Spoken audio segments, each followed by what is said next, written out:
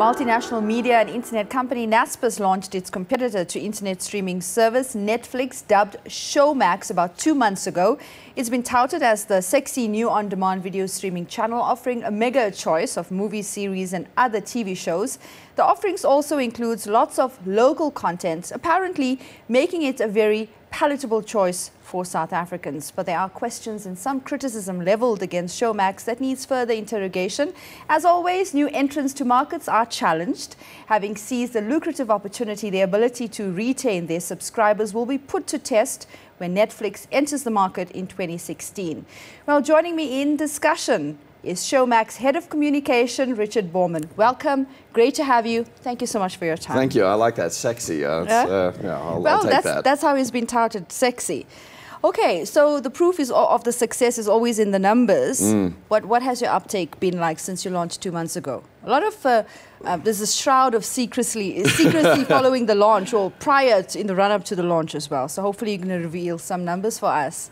Yeah, it's a bit of a tough one. We're part of Naspers, and Naspers is in a closed period, so I think I'll be fired if I cough up any specific numbers. I think what I can say is it's been going well. It's been lots of interest. It's certainly, the actual numbers are in line with our expectations. I think the name recognition part has gone very well, and I think now what we're seeing is, I think we probably overestimated how well people understand subscription video on demand. So that's probably our challenge now. I think so. I think that's a reasonable judgment to make. Your billboards look great. Thank you. Definitely caught my attention. But I had to really do some research to fully grasp what Showmax is all about and what it is unique that you are bringing into the market. So tell us more in terms of what you specifically hoping to capture in the market, what you're offering consumers in terms of hours of watching. Give us more insight, especially for subscribers that are still also grappling with understanding your entry. Gotcha. Yeah. I mean, I think if I take one step back, that globally now, the number of subscription video on demand users is something like 100 million. So it is, it is a new way of watching TV. And let me unpack subscription video on demand. It's a mouthful. It's literally just watching series, documentaries, movies via an internet connection, as opposed to normal TV or via the satellite. Okay. And the on-demand part being obviously that you press play whenever you want to press play and pause when you want to pause. So it's big elsewhere in the world. And now why in SA, or why now? I think the thing that we saw is it is going to come sooner or later. The connectivity we're on the cusp of a connectivity revolution in South Africa. We've got huge investment in fiber to the home. We're seeing all the streets being dug up. The second you've got that fiber connection, or that fast sort of fixed internet connection, then the subscription video on demand services suddenly make a lot of sense. So we got in there now, launch Showmax now with a view that we know that connectivity is coming. I was actually chatting to someone yesterday, and he said that would catch up with South Africa in about 20 years. So it's an early start for Showmax. Well, I don't think 20 years. I mean, you've already had Vodacom saying that they would hope to get to 1 million homes with FTTH, fiber to the home, over the coming few years. Telkom making big announcements there, and then you got the other companies like Boorman have been making a lot of noise here in Johannesburg. So you are getting the rollout of these fiber hoods, and it's not just fiber. I have to say, if you have an ADSL line, a Telkom ADSL line, there's 1 million of those in the country. If you have one of those, then the 99 rands additional that you would spend per month to get, and to answer the other question, 12,000 hours of programming.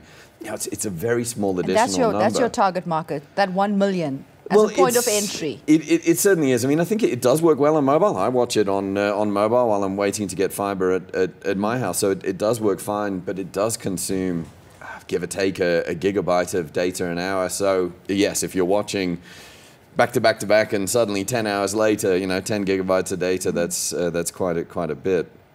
But just on the content.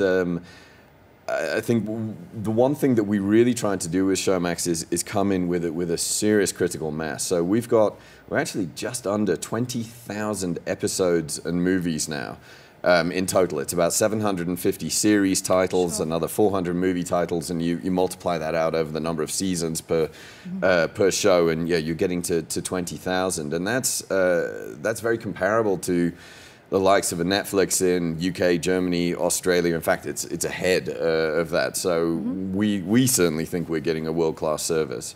In terms of local content, your offerings when it comes to local content, what is the strategy there? I would assume that would give you a competitive edge over Netflix, given that this is a South African company that I'm assuming would understand the needs and demands and trends among South Africans in terms of what they prefer watching online. You hit the nail on the head. And, I think that at times we have a bit of an inferiority complex in SA and think, the stuff from overseas is better. But no, we have the technology, we have the content as well. So there's no reason we should cede this market to I guess I hate to say the word foreign, but an external company.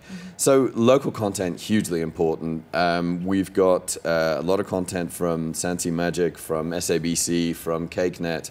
And funnily enough, some of the most popular content on Showmax, I mean, yes, people are watching a lot of the Hollywood series. They want the Game of Thrones and the Big Bang Theory, but also shows like Molly and Vos, which I have to say I didn't grow up in SA, but there's a lot of people watching that. Isibaya. Yeah. So we do see that as a big draw card, and we do see that as a way that we can compete successfully with the with the established international players. But again, you're dependent on content coming through from SABC or from ETV or from other platforms that are producing that content that already exists in the market. So there's nothing new about that in terms of what you're bringing to Showmax's platform on the internet. I think it's a fair comment. I mean, obviously, as part of Naspers, we have access to the sort of the content produced in the Naspers stable. The other thing that we're looking at doing is the production of our own content, and I don't want to overplay my hand on that. And no, I don't think an Orange is the New Black is suddenly going to video streaming. That's appear. Your business. Video streaming on whatever content that's available. Yes. So I mean, certainly, I think from what I understand, that's the core of what you're offering. That's the core of your business, not into producing and. Yes. I mean, you're absolutely right. Yes. The streaming is the core, but I think that the content side is something we're watching very, very closely, and I certainly wouldn't rule it out. And I suppose it's to take people away from the television sets and get them to watch wherever they want to on different applications. That is the draw card. It is, and it's a funny one that when we were putting Showmax together before we launched, we thought it was going to be much more of what they call lean forward viewing. So you're watching on your tablet, on your smartphone. And almost as an afterthought, we put together an app for smart TVs, Samsung and LG smart TVs. And funnily enough, a big chunk of viewing is actually on those smart TVs, the so-called lean back viewing. So, it's a learning process for us. But definitely I guess the attraction of something like Showmax, again, is that you can watch it anywhere. You can be sitting in the doctor's surgery. I mean, maybe with your son or daughter and trying to keep them entertained. They can watch the kids shows there. You're sitting in the airport waiting for a plane. You can watch there. But also then when you get home, you can pick up on. I was watching the series Dexter, and I'm on season 3 now, and I can pick up on the episode that I left off last night and just keep watching. It really is it's playing to a change in the way that people are watching TV. Nobody really wants to wait anymore for, my show is on at 7 o'clock on Thursday night. Why wait? Why not watch it when you want to watch it? How far back do you go when it comes to the selection that you make with regards to movies and series and other shows? The whole way. In the case of series, and I think that's what makes it interesting. I mean, we're part of Naspers. We report into Naspers, not into MultiChoice. So we are competing with the likes of a DSTV. Now, the strengths of a DSTV, although I could speak for them, but if you want live sports, if you want the latest episode, the latest movie, you're probably going to want a DSTV. And now with the Walker as well, that also, you get to take it wherever you want to. Exactly. So they've got some really, I guess that's their proposition. Yeah. With Showmax, what you've got is the ability to go back to the very first season, the first episode. So let's say you've heard of something like Dexter. And what's playing on TV at the moment could be season 6, episode 12. Yeah. But on Showmax, you go season 1, episode 1, and play. There's value in that. So we've got for the series in general, we're going to go all the way back to the beginning, and said with 750 series to choose from, and that they're constantly updating. Yeah, I'm one of those backtrack watchers. There's value value in that for consumers. Yeah, absolutely. It's certainly the way that I'm watching it. I've just discovered, what was that show, 12 Monkeys, and I've been addicted to that over the past weekend. Sure. Which, by the way, that's one of the other trends that I guess I should have talked to. It's so-called binge viewing. It's you know, people really are now sitting there and watching episode after episode after episode. As long as it doesn't increase the rate of illiteracy, I think, you know. Well, it's an interesting change to the art form. You know, it used to be that the TV series was self-contained. You'd start out in the beginning, and there would be a problem. I think the A-team, and they would fix it. This is a digital age. People love their gadgets, their laptops, their iPads, the tablets. So definitely there's an appeal to watching online as well.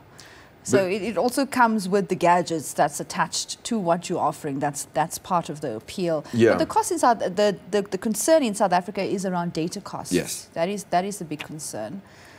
Yeah, absolutely. And I think it's the biggest challenge to the take-up of video on demand or subscription video on demand. I mean, there are about, so to think about 1 million ADSL lines in South Africa. If you've got one of those, then it clearly makes sense. You should be using something like Showmax now.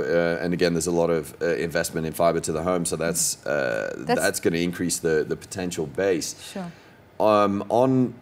We're obviously talking to the various networks and the various providers about, you know, are there ways that we can I guess make data available in a way that's more affordable.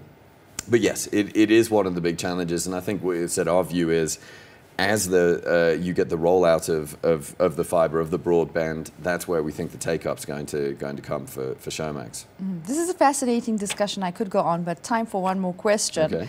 Okay, you've entered the market rather quickly to take advantage of this exciting, lucrative space. You have a competitor entering the market, projected to enter the market in 2016. How confident are you, based on your research and your strategy, that you will be able to retain your subscribers and also offer healthy competition to Netflix? We don't think that it's a zero-sum game, that there will only be one operator or one service. Let me put it that way. Now, video is different to music. Music, you've got things like Spotify, where you get every song from every band ever in one spot. But the way the video offerings tend to work is slightly different. So as an example, we have HBO content. Netflix will never have HBO content. So if you want Game of Thrones, you're going to need a Showmax. And again, things like the local content and the knowledge that is within the Showmax team to procure that local content, we think that's where I guess our advantage comes in. I mean, are they a serious competitor? Absolutely, and yes, it's going to be quite interesting when they do come into the market. But I think we're up for the fight, as it were. Very insightful. Thank you so much for your time. Much appreciated. Thank you. Pleasure.